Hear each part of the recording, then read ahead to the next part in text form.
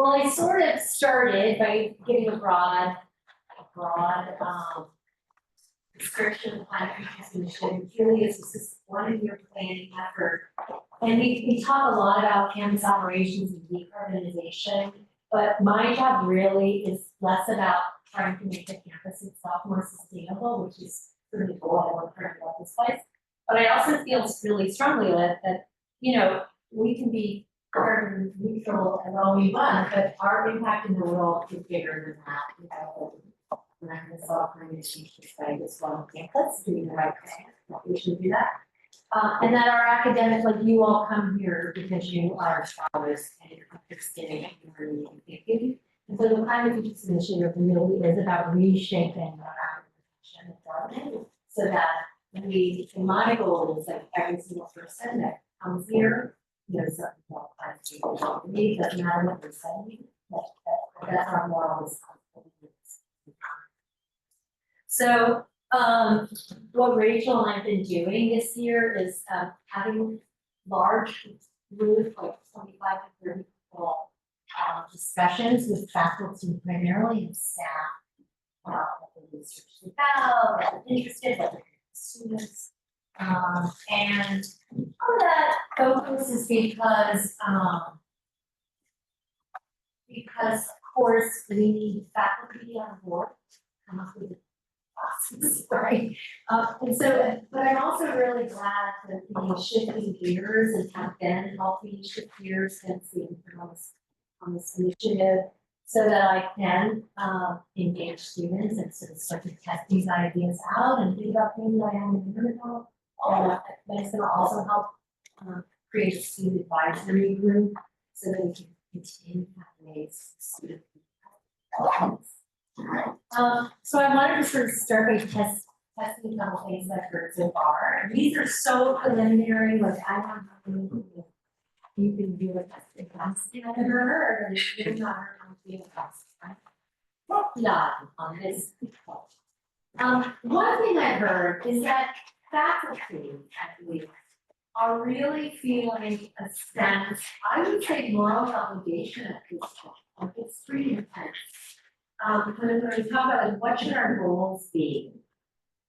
This phrase that sort of percolated up, that's one of our goals in terms of our teaching, should be to cultivate climate citizens. And this term citizens, which is a little bit pretty good to be not so good, depending. But it's a word that I've been using in that it's a word that suggests a kind of shared responsibility for the future. And so what does it mean to cultivate climate citizens as scholars here and as teachers? For me, it means, this is coming from things I've been talking about, is that every student, as I said, would leave Dartmouth, regardless if they're interested in golf, if they're interested in economics, if they're interested in whatever, but every student leaves here understanding the complexities of climate change. And by that I mean the ways in which it's transforming communities and ecosystems and the atmosphere, but also in ways that are incredibly uneven. And that climate change is always something about injustice and being accountable for the past and the future.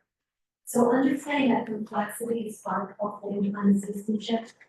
But it also means that we need to transform our curriculum in a way so that we ensure that all of us in this room leave Dartmouth with the kind of skills in this world so that they have the tools to be resilient in the future and to be adaptable and to help us imagine a different future.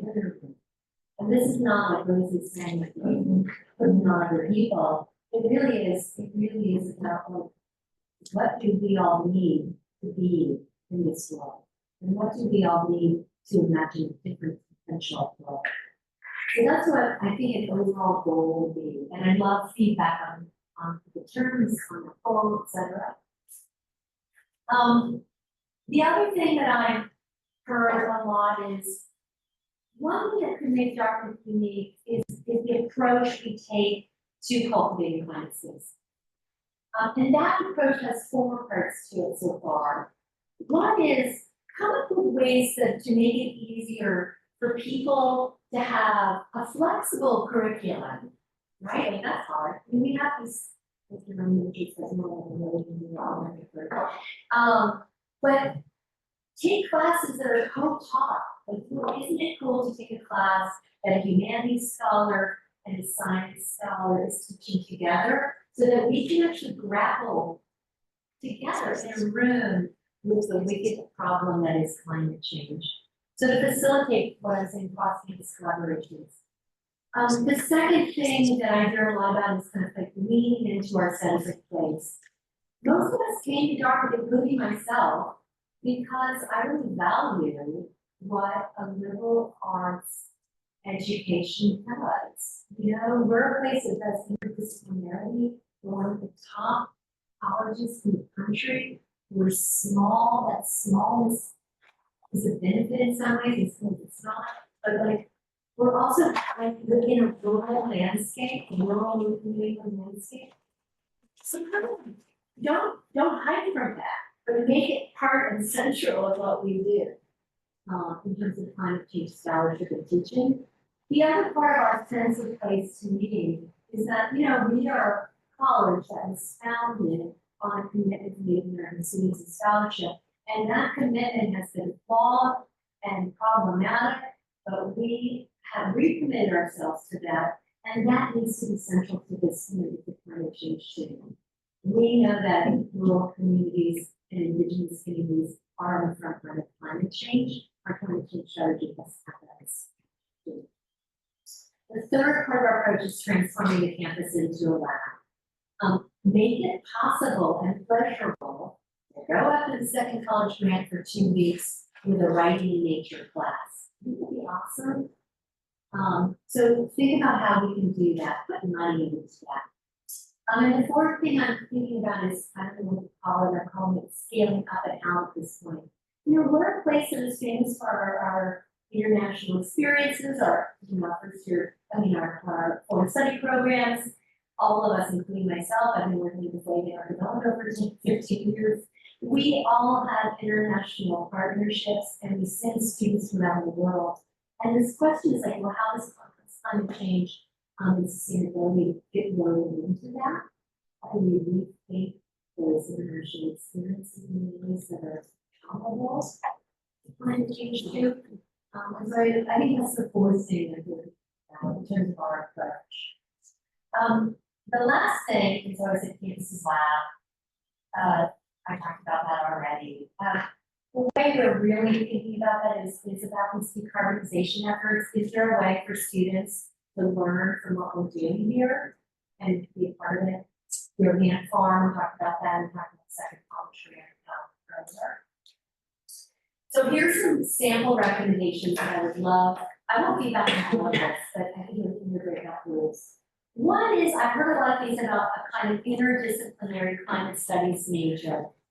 And maybe this major would have different tracks to it. Like maybe some people are interested in policy, maybe some people are interested in energy transitions, maybe some people are interested in climate science, maybe some people like myself are humanities scholars, who knows. So a major, like what would that look like? Would that be something people would want? Second, another thing I'm hearing a lot for is what we're calling +1 programs. Does you know what I mean when I say +1? Yes. Is this kind of like the immersion trips that we already leave, but they would be like for class credit? That could be an example of that for sure. So classes that happen, like my department in anthropology and Special Advisor, where a couple professors can teach a class on human evolution, and it's a class you take in the fall. And then there'll be a 2 to 3 week winter programs summer. Extra class with 1 credit more, they call it +1. And the teachers get 1 or 8 credit teaching as well.